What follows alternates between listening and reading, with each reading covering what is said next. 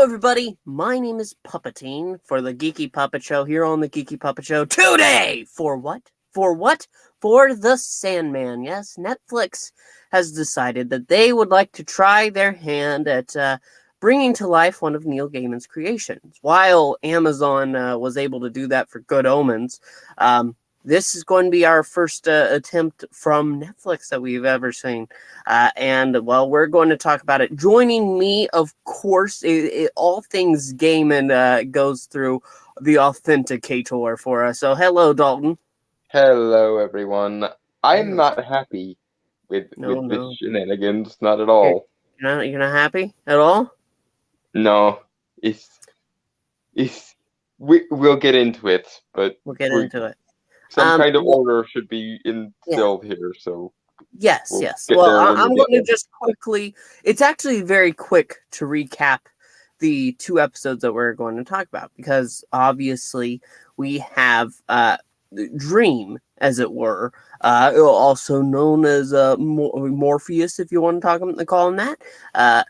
He is Dream the Endless, and he is trapped pretty much for the entirety of the first episode, which, from what I recall, is pretty much how they started in the books. The episodes seem to follow fairly concordantly with the actual issues they're supposed to be based on. How well they actually manage that is another matter entirely, but they do follow fairly closely to the issues they're supposed to be based on. Yeah. With the current story. With the current state of the world, as it were, we have, pretty much him being terrorized a little bit by Charles Dance, which we love Charles Dance here. If you don't love Charles Dance, well, then what is wrong with you? It's a fair question, right? Yeah, I mean, fair, but this was not one of his shining hours. So, I mean, I think he's being typecast as abusive father. So, which we'll also get into when we get into it. Oh my god. Yes. I was reading a little bit. But with how the current state of things, Froggy's in the audience. I guess he's running to the store, so that is why he's not here. I told him last night what time this was going to be set. So we will be befrogged in about 20 minutes, probably. Maybe. Live without me. He enjoyed the show. That's. I thought Froggy was going to be completely bored throughout it, so that's more than I expected from him. But we'll get into details. Deep breath, Dalton. Deep breath. I could see it in your mind. I'm restraining myself. I'm trying my damnedest to restrain myself, folks. I know you're going to be asking what, but Froggy was telling me last night. Whenever he could just only imagine. Well, the frog is a normie, so unfortunately, a normie. How that works. Oh no. Anyway, with the current state of things, he is pretty much trapped, terrorized by Charles Dance until Charles Dance accidentally dies. His son kind of pushes him into a glass orb that is trapping Dream, and that kills Charles Dance. Yet another thing we shall put a pin in for later.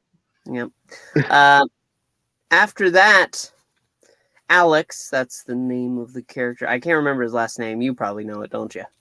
Burgess. The father is Roderick Burgess, otherwise known as the Demon King, and the son is Alex Burgess. Well, yes, Alex. He goes ahead. He falls in love with his gardener, and for many years, he is considering letting Dream go. He doesn't, though, ultimately. Kind of because Dream doesn't want to. He wants vengeance because, Alex killed his bird. We will put a pin in that as well. There are a lot of things which we will have to put a pin in for later. Yes. Froggy's pointing out something though. Dalton says you're normal. No, I mean, yeah. Dalton says Froggy is normal. That's an interesting take there, Dalton. I don't know if I can defend you there. It's true though. I stand by it. You say the not talking. I'm sorry, he doesn't talk. He thinks because he is speaking through our minds telepathically. And oh God, oh no, I don't want to hear that, Froggy. Even when he's not here, he terrorizes me. Anyway, back on subject. Yes. Ultimately, Dream gets out with the scuff of a wheelchair, which is actually how it's done in the books. And he is able to escape into another's dreams, and thus, well, he gets to shoot out his glass orb, and he is free. And yeah, that's pretty much where the first episode ends up. He goes back, his realm is kind of destroyed because he hasn't been there for how many years? A century. A century. In the books, it was something like 10, so that would be 70 years. Well, it was the 80s. So. But I'm great.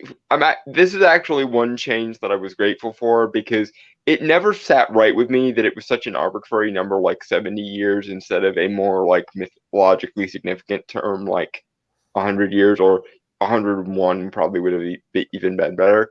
So I didn't mind that aspect of the modernization. Again, other things we will have to put a pin in for later. Restraining the flow of the rant for the sake of person company. Well, you know what? We'll go ahead and take a break here. First episode, I haven't read the first volume of the Sandman in years now, so it isn't the top of my mind. But I do remember certain things, and most of the first episode feels like a drawn out version of that first issue, if I recall correctly. Okay. So here is the first of the many pins we must now pull. The thing about the way it's done in the show is there is absolutely no sense of scale at all. Like, we literally skip over entire decades that were at least montaged in the comic. Like, in a similar way to another issue, which was translated into an episode which we'll get into later, Men of Good Fortune. Throughout the course of Sleep of the Just, the original first issue of the comic, you actually got bits and pieces of what happened to the world through the decades, and what happened to the various characters who were responsible for binding Dream in those various decades. All right, I'm going to pause you right there. I'm absolutely I'm hearing you. I just need to go ahead and address some comments. Hello to Robert Roberts. Yes. Yeah, go ahead, hail him if you want. And then good to see you too, Tillium. I will say I understand what you're saying, but at the same time, they had like light versions of those montages where you got to see the one girl who was in bed and, oh, well, she's stuck sleeping. And then they went later on, like 10 minutes later, to show as time passed how people were diagnosed with all sorts of encephalitis lethargica, which is what they called the inextricable insomnia and or comas that is caused by dreams absence. Yeah. Both in the book and in the show. But the thing is, and this is one of the things that baffled the ever-living hell out of me, given the current social justice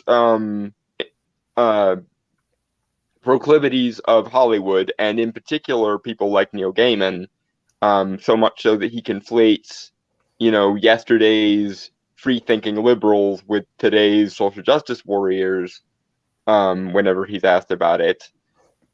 I'm amazed that they actually left out several of the more human stories that could have been told with actually diverse characters in Sleep of the Just in the adaptation. Because in particular, um, there were two characters that I was waiting to see, and I thought for sure we would actually get a disproportionate focus on them because of wokeness points.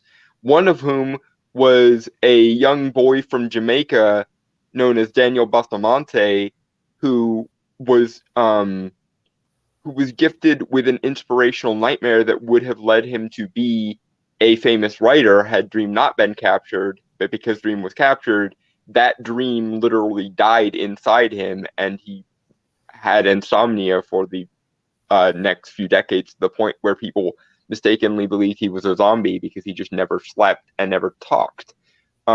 Another was a character by the name of Stefan Bosselman, who was a child soldier in World War One, who lied about his age to enlist and went over the top in France, and then proceeded to become ludicrously shell shocked.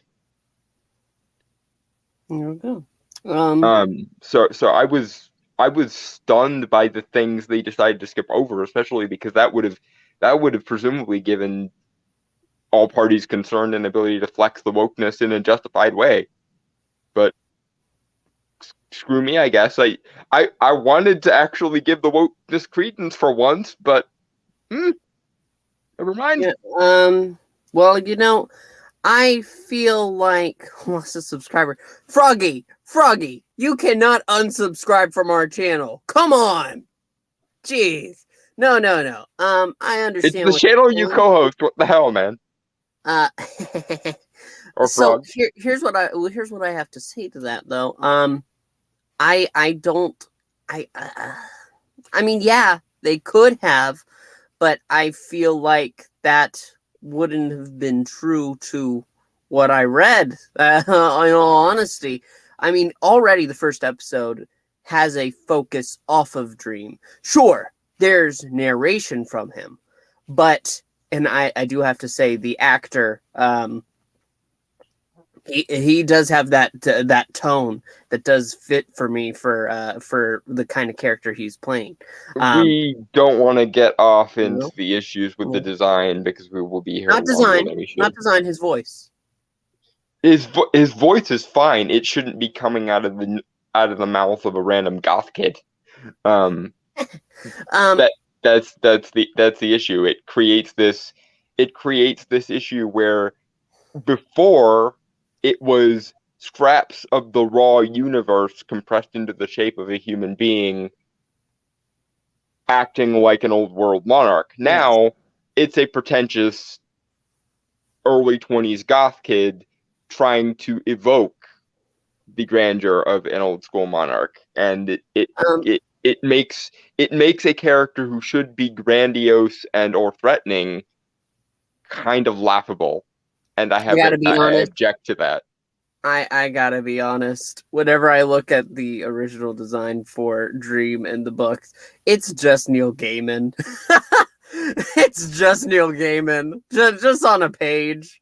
Look at him. Look at the picture. Look at Neil Gaiman. It's clear who it's supposed to be. Yeah, but you didn't pay it again. This is something that I object to with the people behind this adaptation as well, because his skin is literally supposed to be the moon. His eyes are supposed to be the night sky. His hair and clothes are supposed to be refined from shadows and primordial darkness. He Well, is literally a scrap of the universe, the scrap of a concept compressed into the shape of a human being. well, what we have to talk about the fact that oh no, it was right there in my mind. You talked about the moon. It doesn't really matter about his clothes right now because he's naked for most of this Well, episode. yeah, because as with the comic, he gets Yeah. disrobed because Alec or Broderick Burgess is a Yeah. sophistic so and so. But let's divert back to talking about that because this is one of the issues I had with the adaptation. Rather than focus on stuff that was actually in the books and would have given the appropriate amount of grandeur.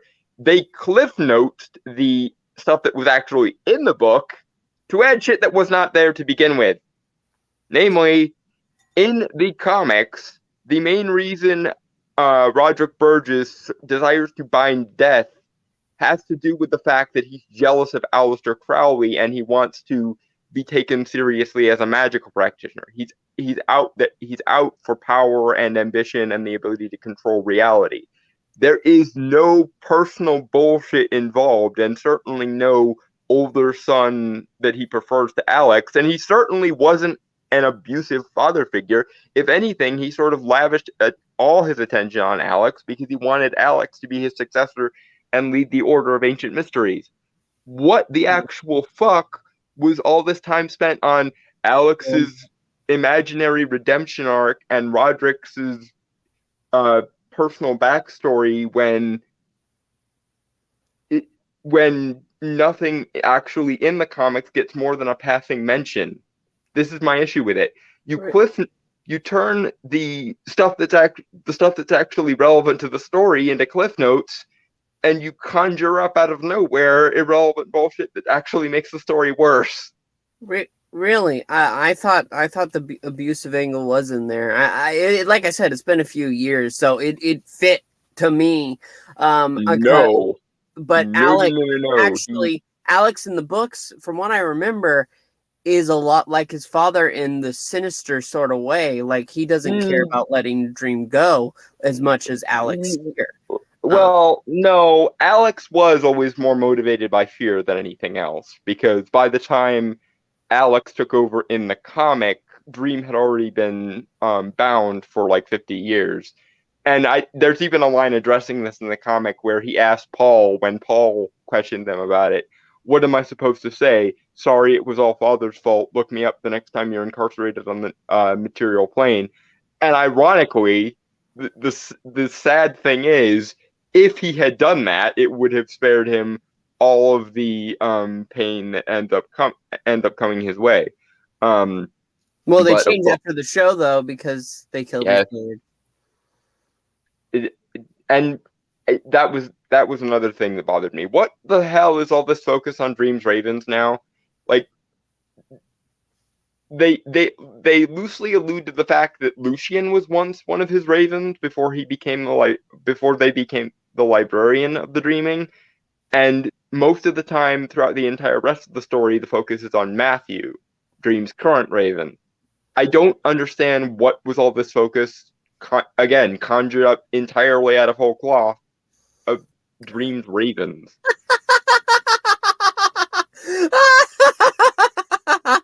Oh my gosh. I'm sorry, but when I saw this, Froggy, we have a little of the inside joke. Whenever you watch Supergirl and you see Alex on the screen, we always ask, did you know Alex is gay? Because they wanted to constantly remind you of that. To be fair, this was the 80s and it was canon. It was handled subtly in the comic, so this isn't quite a wokeification thing. Yeah. It was quite subtle in the comics because I didn't remember that.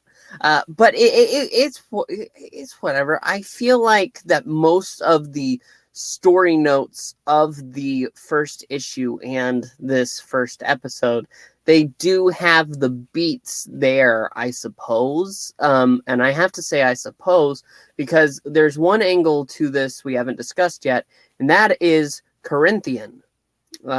Yeah, this is another, again, pen pull. Not only do I dislike this attempt to sympathize and humanize Roderick Burgess, I also dislike that by virtue of the fact that the Corinthian does so much to help him, it kind of makes Roderick Burgess seem like an idiot. Because in the comics, he was able to figure out from first seeing Dream that A, Dream wasn't death, and B, he needed to contain him with the crystal cell. And in fact, it's Roderick in the comics that explains the purpose of the crystal cell. I believe the phrasing is, the circle traps you incorporeally, the crystal cell imprisons your material aspect. But now it's all the Corinthian being the Corinthian, and the over importance of the Corinthian bothers me. So what I'm going to say is this reminds me a lot of kind of a 90s comic book movie, if that makes sense to you. Yeah, Where no, you, where you- yeah, yeah, where you that's have true. to amp up the villain, a villain, I should say, in the story. And you have to have it, oh, look at them. They're scheming all along. And really, you're there to watch, of course, your protagonist. But the antagonist is kind of just there and treated like a threat greater than Well, it actually is. the other problem is, and this only loosely touches on some of the other episodes, there are other antagonists you could have gone with for the series. You didn't have to choose the Corinthian. And it baffles me that they chose the Corinthian because yes, while the Corinthian is a large threat to us, to humanity, to the master of dreams and Yeah, nightmares, not a a bit. living nightmare is a minor annoyance. Yeah. Um, Dave is saying you need change to make sense. Yeah, Get it's not that they are changes that bothers me. It's that the changes make the story worse and less impactful and more empty. And that's what bothers me because this story is very, very important to me. Back in 2015, I had been suspended from college and my life was kind of crumbling down around me. And I was genuinely contemplating suicide. But for Christmas that year, my mom got me the hardcover copies of the Sandman omnibus. And the Sandman comics kind of single handedly reminded me that there are beautiful things in the world that are worth fighting for. So I am very emotionally attached to this story. And to see it treated in such a cavalier manner by the person who allegedly was responsible for creating it, namely Neil Gaiman, because he is overly involved in the show. So I can't even write it off as well Netflix is being Netflix because no. apparently Neil Gaiman in the 30 years since he wrote the damn thing forgot what motivated him to do it in the first place. Yeah, I mean, there's an argument to be said about a creator as time goes on. I mean, Losing their touch significantly or well, losing whatever spark of inspiration they started with.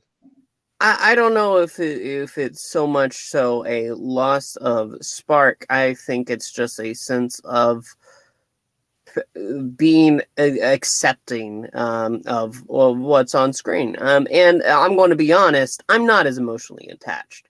So for me, this first episode felt long.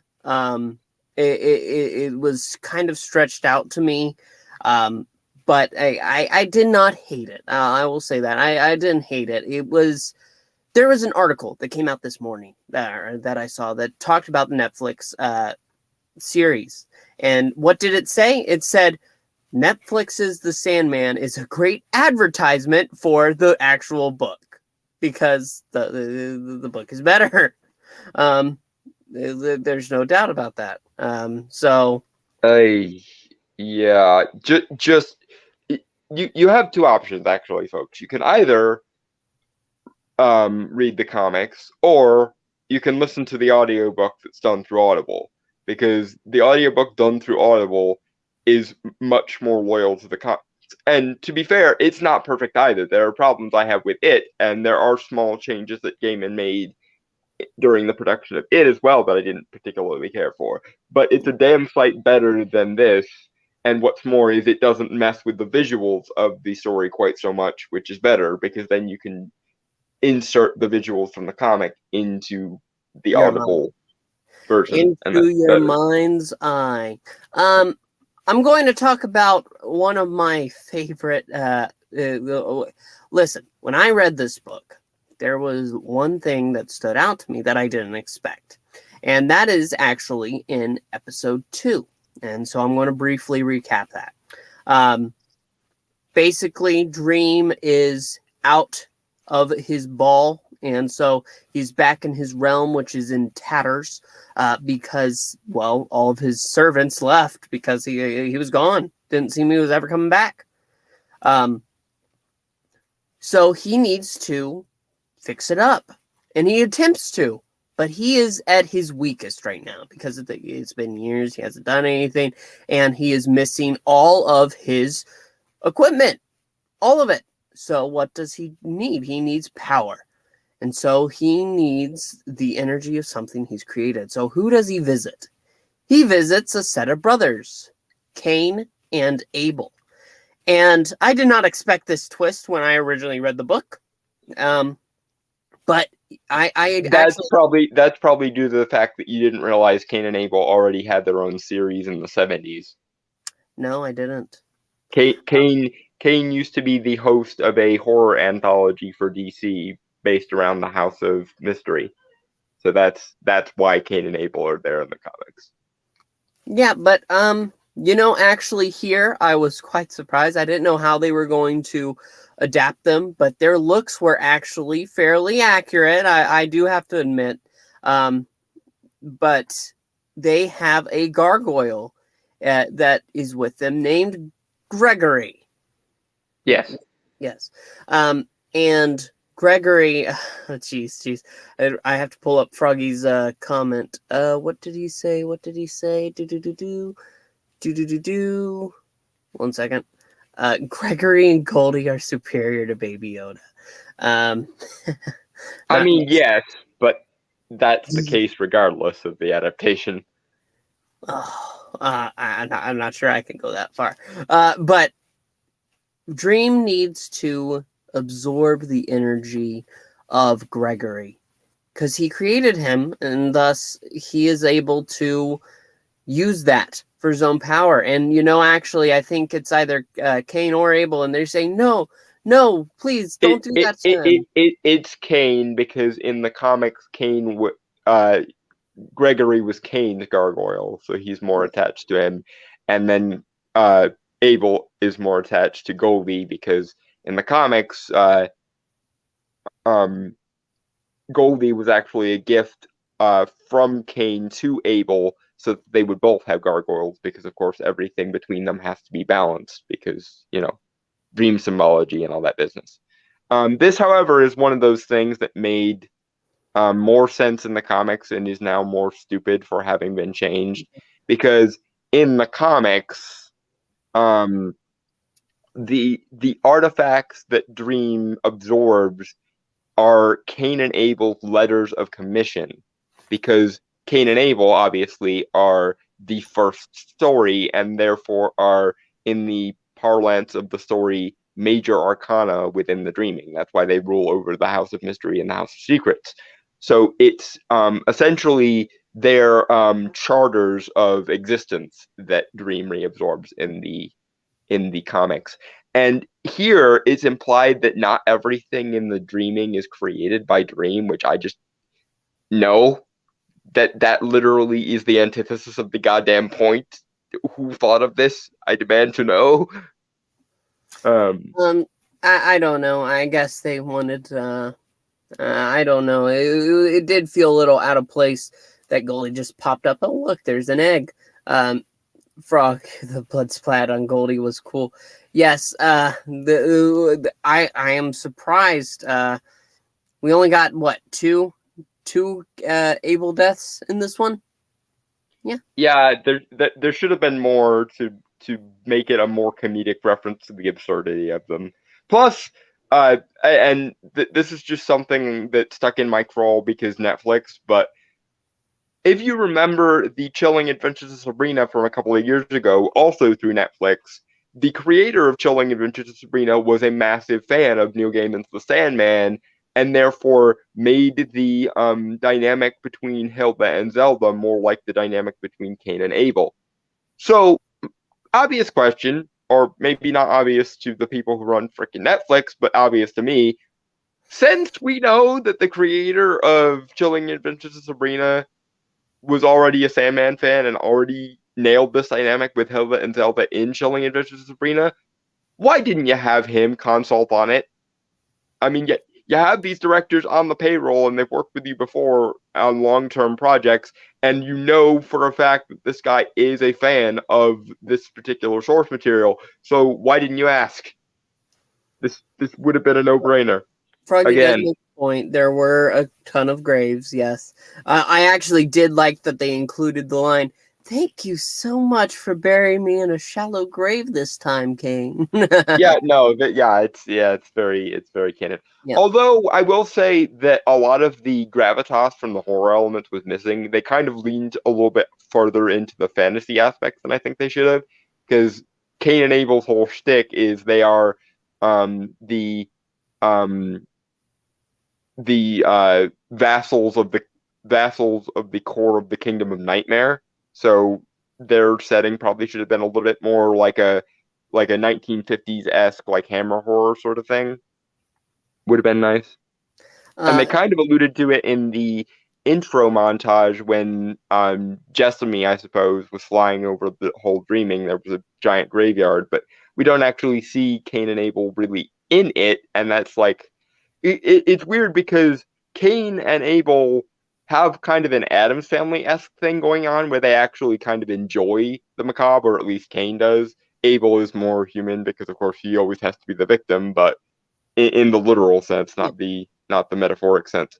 But it's a, Cain revels in his status as one of the highest vassals in nightmare kind, and yeah. we don't get that cool um almost like I say Adam's Family vibe or Crypt Keeper vibe to him, and that's I don't know. yeah I think that there, as it was one of my favorite parts of the original comic, I will say that I felt like it was enough. And I understand if you don't, but that's just how I feel with it.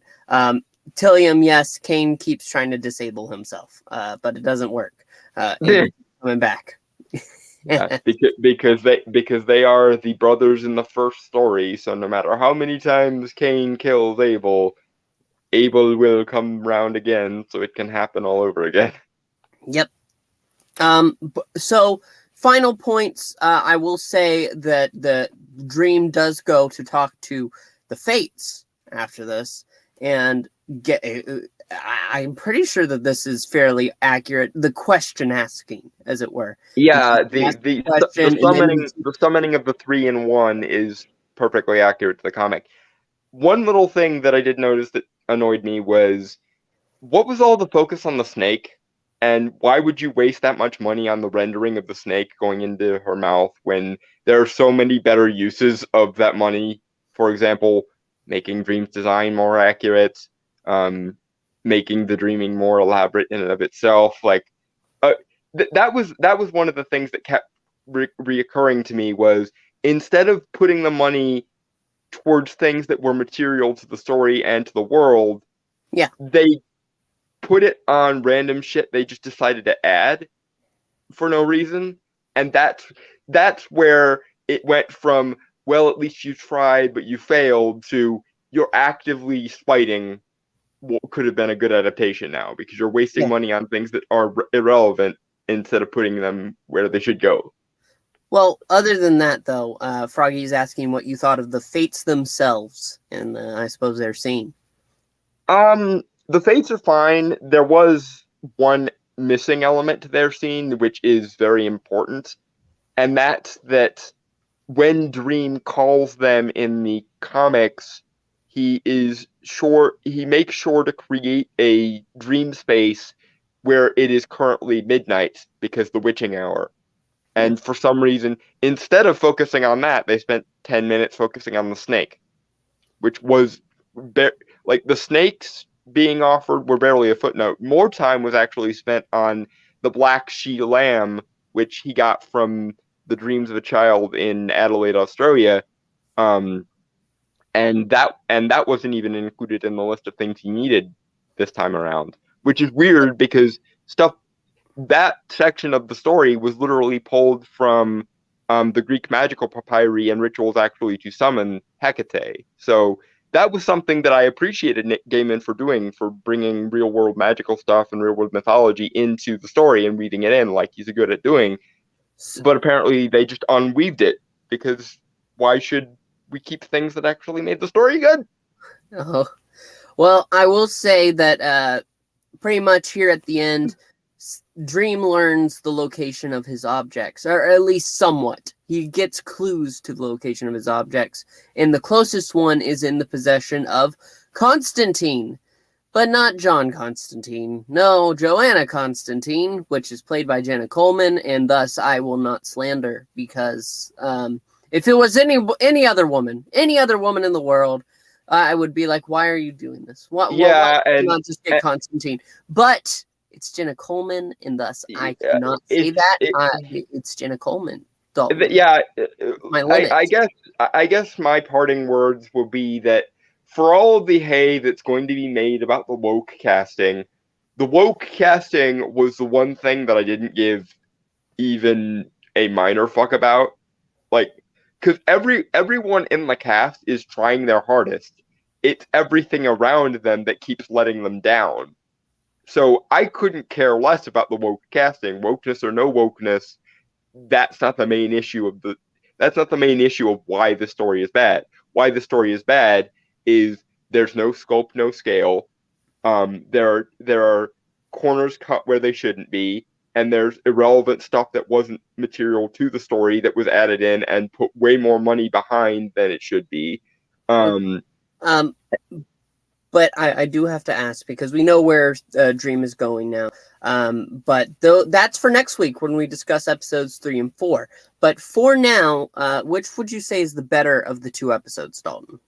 I think Imperfect Host, just because there was less writing on Imperfect Host being done right.